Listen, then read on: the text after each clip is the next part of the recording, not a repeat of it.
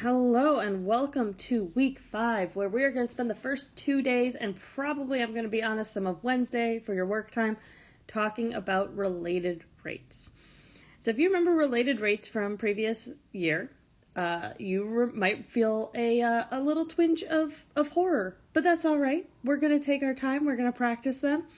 They're actually really great and they're really useful.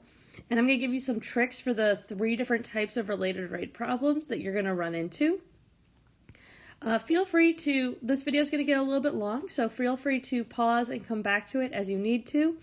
Or you can do one big viewing, take all the notes, do a little homework one day, and then do only homework, working through a bunch more problems on the next day. And I do recommend making sure that you're checking those answers. I'll be watching for nominations in the forms on Google, and so keep an eye out for any videos that might get attached to the assignments later explaining some of the homework problems. So get yourself ready for notes and let's get started. As I said, there are 3 types of related rates problems that you can break stuff down into. The first one is going to be geometry. So those are generally volume and surface area, or just regular area, sometimes perimeter. These are the types of problems, and the thing that you're going to always want to start with this type of problem is just to recognize that it is a volume, area, surface area problem, and then find the correct formula. Now, the correct formula is not always going to be given in the problem, but you can find it if you still have the formula page in your textbook. You can find it there. You're all at home using the internet. You can just look up the formula. If you have a Nova Planner, a lot of them are in there. So if you're not sure of the formula, please just look it up. So here we have air is being pumped into a spherical balloon so that the volume increases 100 centimeters cubed per second. How fast is the radius of the balloon increasing when the volume is 192 pi centimeters squared? So we can look at the problem. We're like, oh, it's volume of a sphere. Now I know what formula I want to use, and I'm going to go and look it up, and I'm going to start with my formula, which says volume is equal to 4/3 pi r cubed. And I don't know that off the top of my head. I went and looked it up.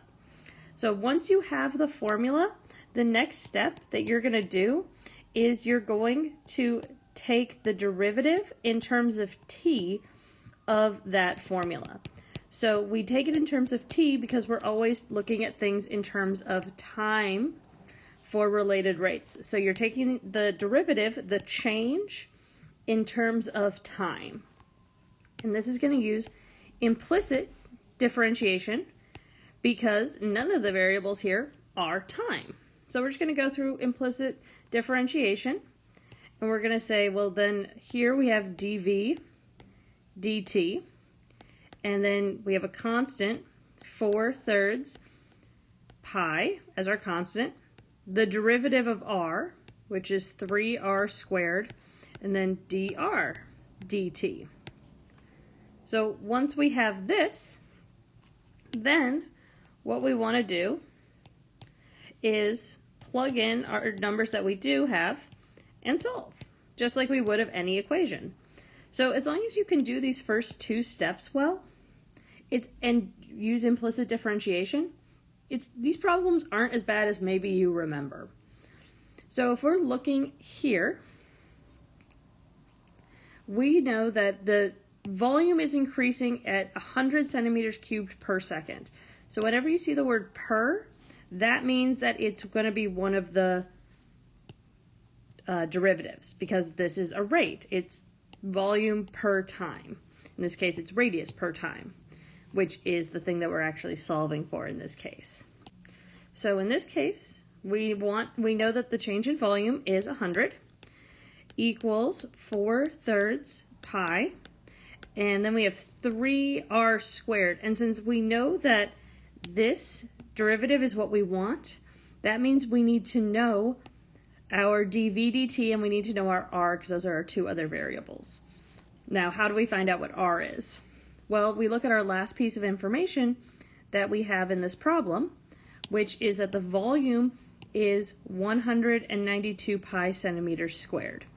So I'm going to plug that into the original formula and solve for r.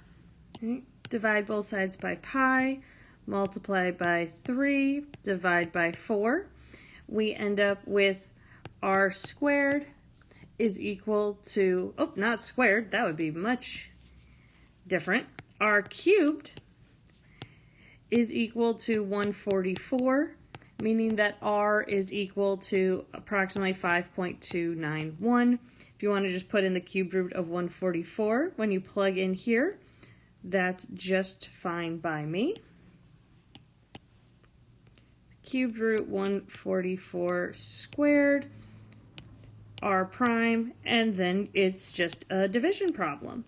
I'll let you type that division problem into your calculator, and we end up with the rate being 0.290. In AP classes, you always want to go to 3 or 4 digits. I will go to 3 and round, and then the unit would be centimeter per second, because we're measuring in centimeters cubed per second. That gives us our dt. And that's our answer for number 1. Let's look at another volume type or geometry type problem. A water trough is 10 meters long, 50 centimeters high, and its cross section is a trapezoid that is 130 centimeters at the bottom and 80 at the top. The water is being poured into the trough at 0.02 meters cubed per minute. How fast is the water rising when it's 30 centimeters deep? So the first thing I notice here is that we have a bunch of different units. So I am going to change them all into meters, and the main reason for that is that that is the unit that we have here. So I'm going to just real quick draw myself a little picture, because that's always helpful. It's trapezoid cross section of a water trough. Here we go. Looks like this, and I'm going to put in my numbers with my new units. All right, so then here we've got what is a trapezoid prism. So in terms of finding our formula, we are going to use the volume of a trapezoid, which is the area of the base times the height, which in this case the area of that base is a trapezoid, so it would be 1/2 base 1 plus base 2, which is the parallel ones, times the height of the base times the entire height of the trapezoid. So some of these are going to be constants, and some of these we can simplify, because right now we have 5 variables, and when we take the implicit differentiation, we are going to have a bad day. So let's think about what this trapezoid looks like and what this prism looks like. Now the first one that is constant, no matter how far the water fills up. So as the water pours in, it's completely flat here, there's nothing here, and as it fills up, some things are going to remain constant. Now something that is going to change is the height of the water as it comes in here, but you'll notice that as it fills up, the bottom base isn't changing, and neither is the length of here. So right now we can say, well, this is going to be 0.3, and this is always going to be 10 meters. So now the question is, we've reduced it down by 2 variables. Is there a way to change one of these two so that it's in terms of the other?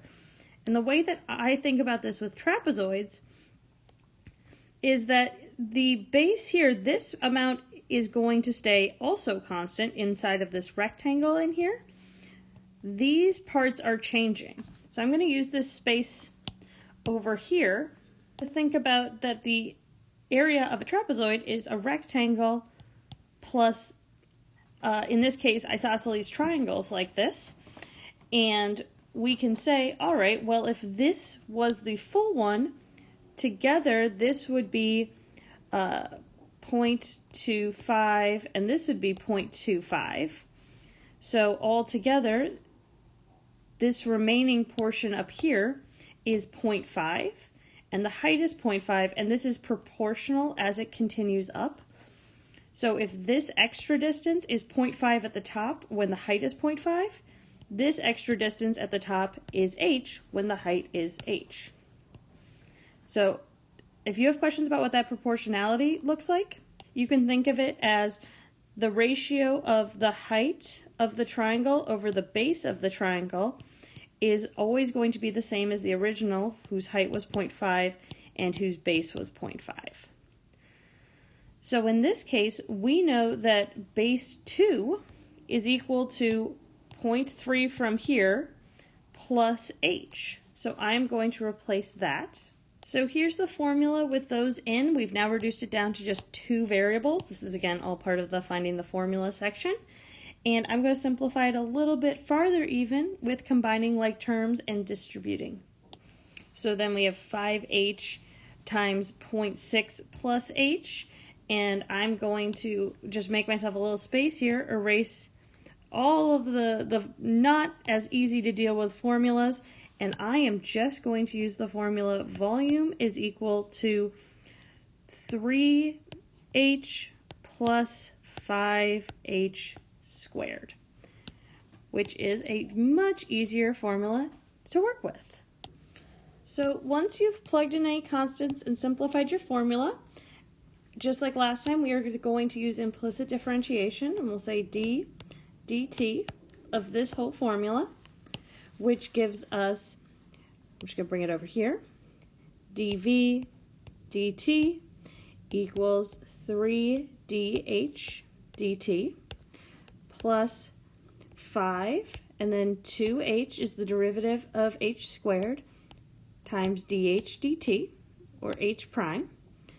And since the water is being poured into the trough at 0.2 meters cubed per minute, that tells us that that is our dv dt, and we want to know how fast the water is rising. So we want dh dt, and we therefore also must know what h is, which it says right here, it's 30 centimeters deep. So we're just going to plug in those values and solve. And we have our like terms over here, and we've got some simplifying to do. Again, I'm using erasing. Please don't be solving like a normal person. So then you have 0.2 is equal to 3dh plus 3dh, because 5 times 2 times 0.3 is 3. Simplifies to 6dh dt.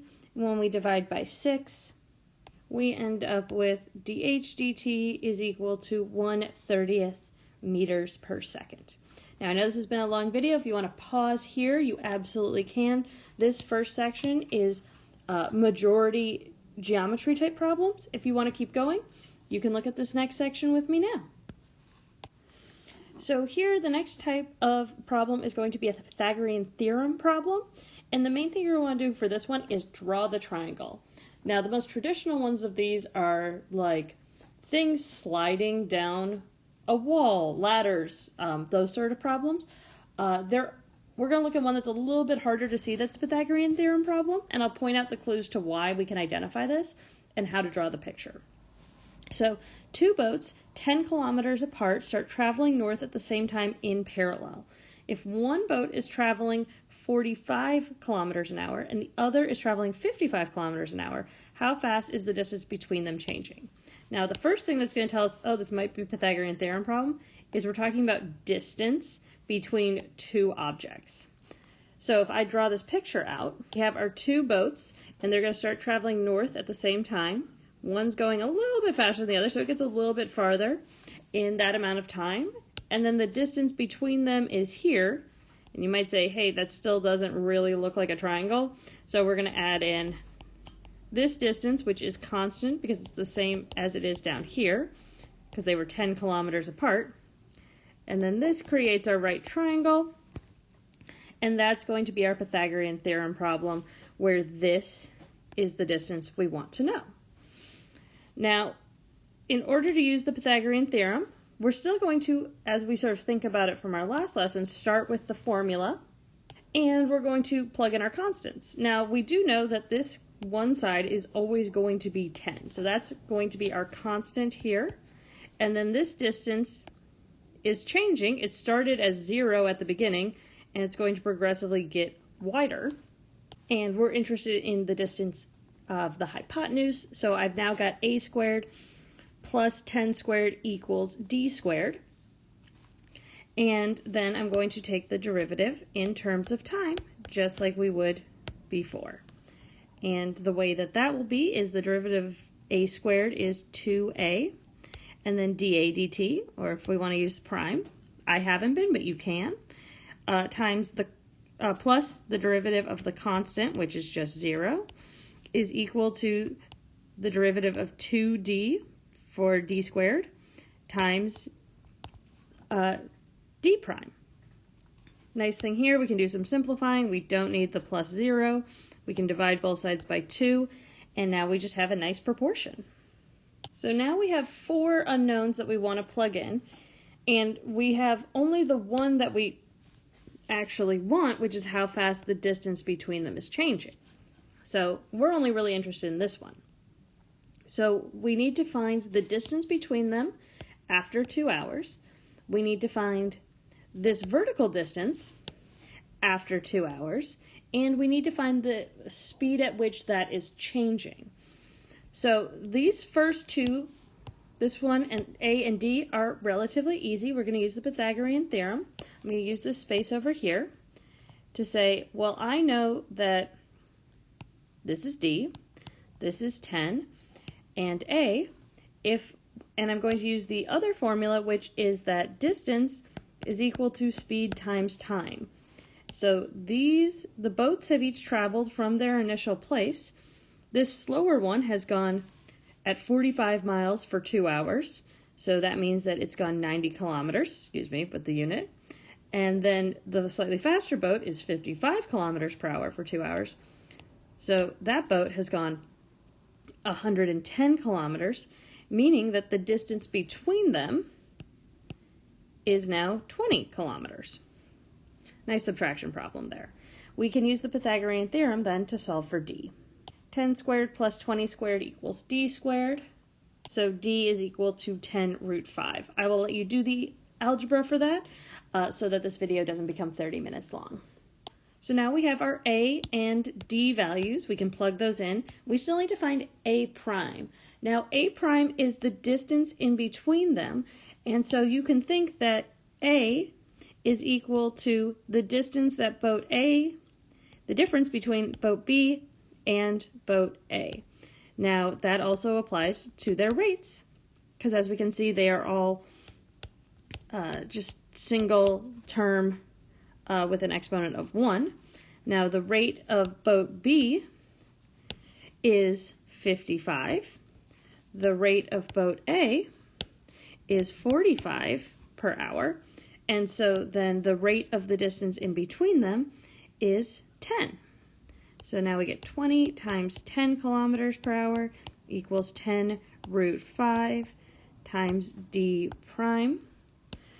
I'll erase this to make room.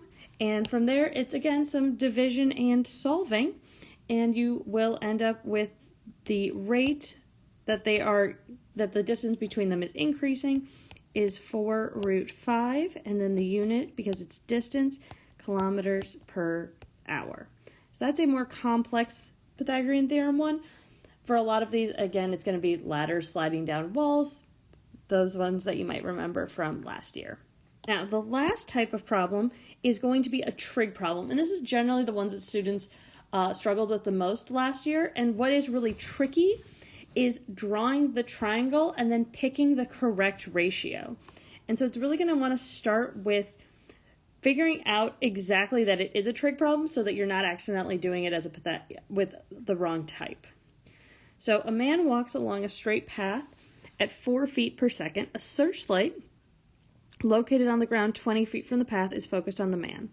At what rate is the light rotating if the man is 15 feet from the point on the path nearest the light?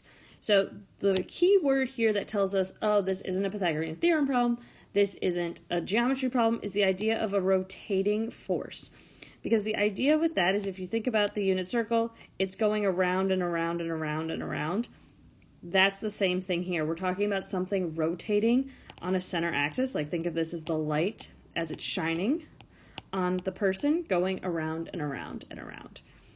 So that word rotating, or a synonym for that, is going to tell us that this is a trig problem. So we're going to start by drawing our picture and our triangle. So here we have our constants that are known. We can also add in that we know that the speed of this man is 4 feet per second, and that is a speed, so we can use that as m prime, his distance, which is the same as this distance here. We also know that this is a right triangle because it's where it's closest to the path. Now the question is, what rate is the light rotating? Which means that we're going to look for this angle here. So this is our drawing that we have. Now the question is, find the ratio.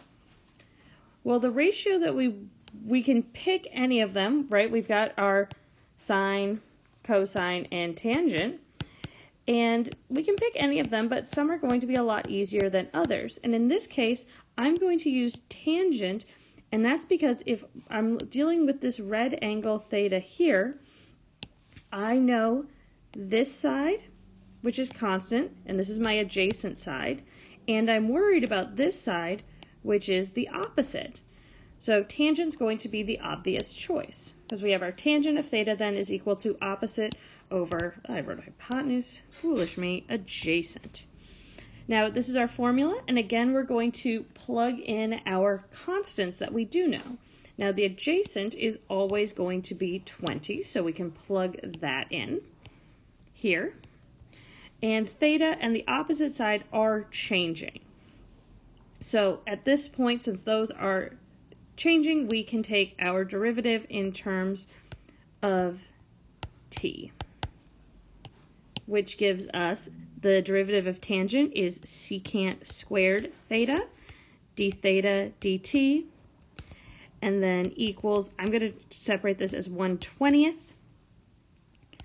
times the derivative of opposite, which is just the change in the opposite side over the change in t. And so there's our derivative formula.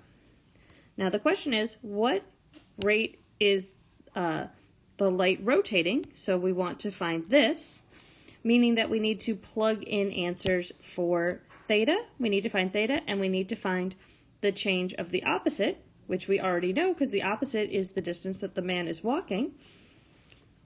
So the nice thing with that is that we can immediately plug this in here as 4. Secant squared, not secant prime. Now we just need to find secant squared of theta. Now you could find theta and plug it back in and use your calculator, do all those things, but you don't actually have to, and you might not get a calculator for this problem. So I'm going to remind you that secant is 1 over cosine, so secant of theta would be the hypotenuse over the adjacent. Now we already know that the adjacent here is 20.